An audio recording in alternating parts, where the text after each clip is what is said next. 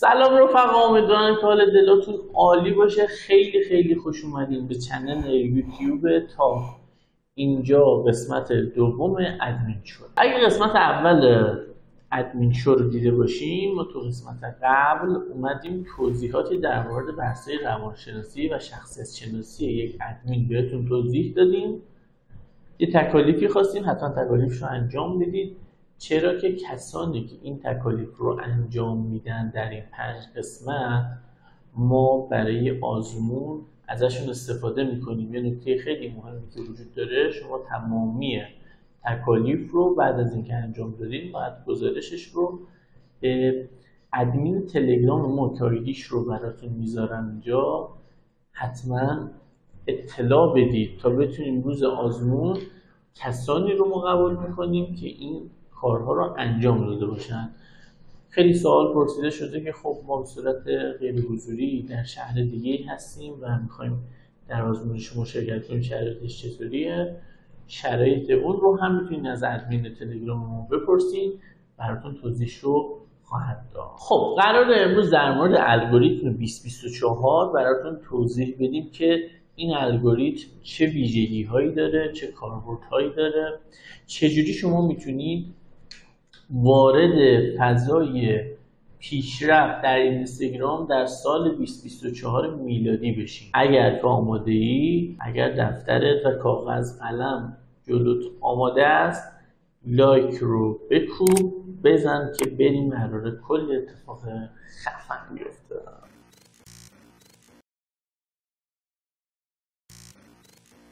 خب الگوریتم 2024 بر پایه محتواست. یعنی چی؟ یعنی شما اگر بخواید در الگوریتم 2024 موفق بشین باید سناریو نویسی و محتواهای قوی از نظر سناریو ایجاد کنید. در سال 2024 با توجه به اینکه شرایط و رقابت در فضاهای سوشال مدیا به شدت افزایش پیدا کرده، کار کاربرها یه مقداری پیچیده و سخت شده. علتش اینه که دیگه مخاطبهای شما یا بینندگان شما آدمهای زبلتر و زرنگتری شدن، دیگه به هر محتوایی وقت نمیدن و تایم نمیدن. به خاطر همینه که اینستاگرام در الگوریتم خودش اومده بر پایه واچ تایم، بر پایه سیو، بر پایه شیر محتوای شما رو نمره دهی میکنه. شما فرض رو بر این بگیرید یک محتوا آپلود میکنید و میذارید داخل پیجتون. این محتوا اهمیتش این که حالا ریلز باشه یا پست اسلایدی باشه یا تک اسلایدی باشه الان نمیخوام صحبت کنم. شما فرض کنید یکی از اینا رو انتخاب میکنید و داخل پیجتون بازنشر میگید. نکته خیلی مهم در این مسئله اینه که محتوای شما در اولین آیتم چقدر واچ تایم میگیره، مخاطب چقدر زمان میذاره روی محتوای شما. اولین آیتم رو که چک کرد، هوش مصنوعی اینستاگرام بلافاصله وارد فضای تعامل میشه، نمره دهی میکنه که چقدر مخاطب شما با محتوای شما ارتباط گرفته، یعنی به عبارتی تونسته ارتباط بگیره، با شما تعامل کنه. این تعامل میتونه از نوع کامنت باشه، لایک باشه، سیو باشه، شیر باشه. تمامی اینا یه نمره خاص خودش رو داره، اما بیشترین نمره رو شیر و سیو دارن. یعنی شما آیتم بندی هوش مصنوعی اینستاگرام اینطوریه که اگر هر شیر یک نفر انجام بده 4 نمره به شما میده، هر کسی که سیو انجام بده 3 نمره به شما میده، هر کسی کامنت بذاره 2 نمره و هر کسی لایک کنه 1 نمره به شما و به محتوای شما در سال 2024 میلادی اختصاص خواهد داد. پس ما خیلی مهمه که محتوایی بتونیم درست کنیم و محتوایی بتونیم انجام بدیم که مخاطب ما رو درگیر کنه. بعد از پروژه واچ تایم احتمالاً خیلی براتون پیش اومده که محتواهایی رو دیدید که مخاطب شما تعداد لایک زیادی نگرفته، حتی تعداد شیر بالایی هم نگرفته، اما واچ تایم زیادی گرفته. اینجاست که به عنوان نمونه میشه نام برد از خاصیت مهم واچ تایم که اگر یادتون هم باشه نشون به اون نشونی که یک مدتی پیش ریلز های کوتاه، ریلز هایی که شاید در حد 1 ثانیه 2 ثانیه بودن، ماکسیموم 3 ثانیه بودن، خیلی ترند شده بود. می اومدن میذاشتن داخل پیجاشون چنین محتوایی رو و خیلی زود ویوهای بالا میگرفتن. البته که جذب‌های خیلی آنچنانی رو نمیداد، اما جذب رو میداد اون پیج. این برای زمانی بود که تازه ترند شده بود، تازه از 2024 رو یه عده‌ای کشفش کرده بودن، یه عده‌ای فهمیده بودن، اما الان دیگه اینها خیلی جواب نمیده. خلاصه بخوام براتون توضیح بدم، شما باید حتما وارد این فضا بشین که محتوایی رو درست کنید که این محتوا حتما واچ تایم رو بگیره و بعد از اون هم با کال تو اکشن هایی رو انجام میدین مخاطبتون رو درگیر. اگه تا اینجا ویدیو رو دیدید لایک رو بزن و نظرت رو در مورد این که آیا ویدیوی واچ تایم دار تا الان ساختی یا نه رو برام کامنت کن. خب تا اینجا یه ویدیو رو ما بهتون توضیح دادیم که چه محتوایی با چه اصولی نمره دهی میشه. حالا چه محتوایی رو ما درست کنیم؟ الگوریتم 2024 تمرکزش رو گذاشته روی ریلز. شما اگه پیج‌های زیر 10K هر موقعی دستتون اومد و خواستین روش کار کنین، باید تمرکز بیشترتون رو ببرین روی ریلز ها. اگر بین 10K تا 100K پیج‌هایی بود که شما خواستین مدیریت و ادمینیش رو انجام بدید، اینو باید بدونید که شما باید 70 به 30 انجام بدید، یعنی 70%.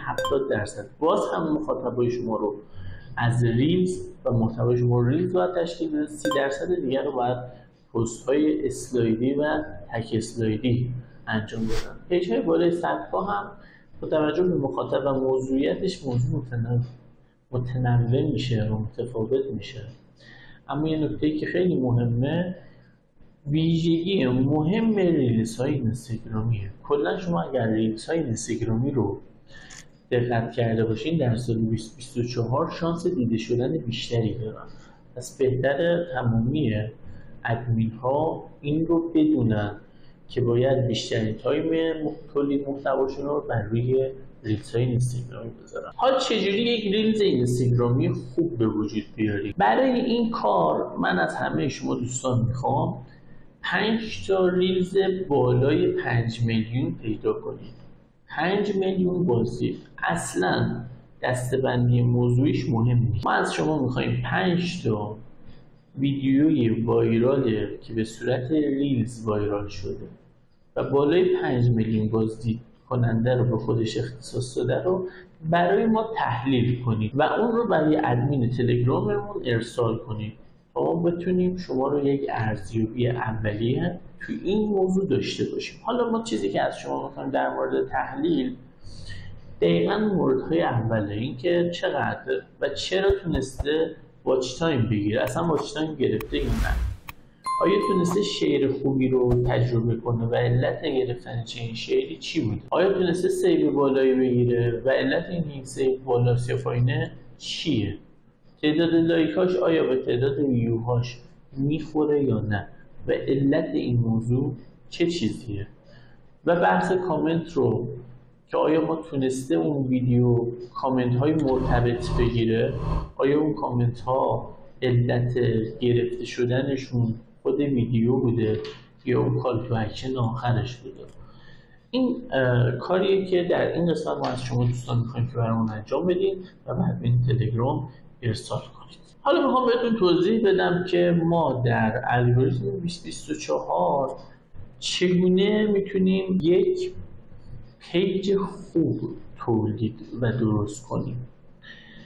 ما اگر بخوایم یک پیج صفر رو راه اندازی کنیم، حتما باید این رو بدونیم که چاره‌ای جز محتوای خوب نداریم. ادمین ها در سال 2024 مهمترین شاخصه‌شون بحث ذهن‌های خلاقی که من دقیقا در قسمت قبل بهش اشاره کردم. شما یکی از روش هایی که به شدت ما روش کار کردیم و جواب گرفتیم روی ادمینمون، برای اینکه ذهنتون خلاق بشه دیدن نمونه های خوبه، نمونه کارهای خوبه. همیشه سعی کنید برای اینکه خلاقیت ذهنتون رو راه اندازی کنید برید نمونه های متفاوت و خیلی خوب رو ببینید و اون رو شخصی سازی کنید. ما به هیچ وجه دوست نداریم که نمونه هایی که انجام شده رو کپی کاری بشه، کاری که در ایران خیلی شایع و رایجه. به خاطر اینکه زحمت به خودشون نمیدن که محتوایی درست کنن که جدید باشه یا جذاب‌تر باشه، سعی میکنن اگر یه ویدیویی بازدید بالایی گرفته و ترند شده همون رو اجرا کنن. نمونه‌های متنوع خیلی زیادی هم داره که قطعا شما میتونید اینا رو ذهنتون الان با من مرور کنید. اما نکته‌ای که الان اهمیت داره، ما از شما میخوایم اگر موضوع پیجی رو بهتون دادیم که اون پیج حالا هرچه بود موضوعیت کاریش، شما روحیه سرچینگ داشته باشید. مثال میزنم، ما یک پیج کلینیک زیبایی رو شما میدیم، شما اشکالی نداره که یک پیج معماری رو بررسی کنید و یک ویدیوی وایرال شده اونجا رو ببینید. حالا همونو بیارید اختصاصیش کنید، شخصی سازی کنید برای بحث اون پیج کلینیکی که شما دستتون هست و ادمین عمومی. یک ادمین حرفه‌ای باید در سال 2024 بتونه تولید محتواهای مستمر، منظم و خوب داشته باشه. به خاطر همین ما تمامی ادمینامون میگیم شما زمانی که وارد کار میشین همیشه 2 هفته جلوتر از کارفرماتون باشین. یعنی 14 روز محتوای پست رو آماده کنید. حالا اون تغییر محتوایی که ما در قسمت‌های بعدی بهتون آموزش میدیم و می‌نویسیم و اون برنامه‌ریزی رو برای اون پیج انجام میدیم. اما این خیلی مهمه که شما یه بازه 2 هفته‌ای جلو باشید. چرا میگم 2 هفته؟ علتش اینه که شما استوری هاتون رو با توجه به اینکه باید روزانه آپلود کنید داخل یک پیج، وقتتون رو یه مقداری از دست میدید. با توجه به اینکه ممکنه شما پیج های بعدی هم دستتون باشه، یه مقدار دیگه ای زمان از دست میدید. با توجه به اینکه اکثر ادمینای ما شغل دوم و سومشون ادمینیه، شما یه تایم خیلی مهم و شاید زیادی رو اصلا در طول روز شغل دیگه‌ای داشته باشید، کار دیگه‌ای داشته باشید. پس این دست پیش گرفتن خیلی میتونه به ادمینای ما کمک کنه. پس این موضوع رو هم حتما یادداشت کنید برای خودتون که حداقل زمان برنامه‌ریزی و محتوای پیش بودن در یک پیج 2 هفته است که در آزمون حالا این هم مورد سوال همچه قرار میگیره. غیر از بحث 5 تا تحلیلی که خدمتتون عرض کردم، ما امروز یه تکلیف دیگه هم داریم برای اینکه میخوایم تو قسمت بعد یه مقداری در مورد اصول ارتقای پیج و تعامل پیج که خیلی مهمه در سال 2024 بهتون توضیح بدیم. نیازه که شما 5 پیج اینستاگرامی با اون 5 ایمیلی که باز در قسمت قبل ازتون خواستیم که 5 ایمیل درست کنید، 5 ایمیلی که پسورداش یکی باشه. حالا از اون ایمیل‌های قسمت قبل میخوایم استفاده کنیم برای این قسمت. شما 5 تا پیج اینستاگرامی باید درست کنید که این 5 تا پیج اینستاگرامی که شما زحمت میکشین درست میکنید بهتره بین خانم و آقا متفاوت باشن، هر کدومشون یک شغلی رو براشون در نظر بگیریم. مثلا یه خانم براش به یک اسم مستعاری، اسم فامیل مستعاری، مثلا پزشک در نظر بگیریدش، یا آقا رو مثلا معمار در نظر بگیرید، خانم دیگر رو مثلا مزوندار در نظر بگیرید، دیگر سالوندار در نظر بگیرید. بیوگرافی، عکس پروفایل، حداقل داشتن 3 تا 5 تا پست به صورت پرایوت بودن. اینا نکاتیه که حالا ما تو قسمت قبل بهش اشاره کردیم یا یادآوری بهتون کردم. حتما اینا رو انجام بدید، آماده داشته باشین که ما میخوایم تو قسمت بعد که بهتون آموزش‌های تعامل رو بدیم ازشون صورت کامل استفاده کنیم. الگوریتم 2024 برخلاف الگوریتم‌های سال‌های قبل، حالا بالاخص 2023 و 2022 یه مقداری تعامل توش کم رنگ‌تر شده، ولی از بین نرفته. تعامل همچنان اهمیت ویژه‌ای خودش رو داره. فلزا تو قسمت بعد رو با دقت فراوان باید ببینید. تو قسمت بعدی قرار کلی توضیح مهم در مورد این نحوه تعامل کاربردی و موثر که توی ارتقای پیج خیلی تاثیر مستقیم هم داره بهتون آموزش بدیم. امیدوارم که این قسمت رو دوست داشته باشین و لذت برده باشین. اگر هر جای این ویدیو رو براتون سوال پیش اومد، حتما سوال‌ها رو از ما بپرسین توی خیلی کامنت همین ویدیو و 5 تا ویدیویی که به صورت تحلیلی برای ادمین تلگرام میفرستین به همراه 5 تا پیجی باشه که توی اینستاگرام و ویدیوشو آماده کردین. اون 5 تا پیج اینستاگرامی که درست میکنید با حالا آیدی‌های متفاوت، آیدیاشو زیر همین ویدیو برامون کامنت کنید، بعدا اطلاع بدین به ادمین تلگرام که بیاد اینا رو چک کنه و تاییدشون رو انجام بده. ممنون از این که همراه ما هستین. حتما ما رو به دوستانتون معرفی کنید، این باعث میشه کلی به ما انرژی بیشتر بده و امیدوارم که ادمین های حرفه‌ای و موفقی بتونید بشید تا بتونید انشاءالله همکاری‌های خوب رو شروع کنید و بتونید درآمدزایی‌های خوبی رو برای خودتون تجربه کنید. هدف ما اینه که بتونید کمک کنید به شما دوستان که هدف گذاری کنید برای آیندهتون و به درآمدهای بالا برسید انشاءالله. روز بر همگی خوش. منتظر قسمت بعدی باشین. قسمت بعدیمون رو هم انشاءالله به اولین فرصت براتون آپلود خواهیم کرد. یا علی، خدا نگهدار.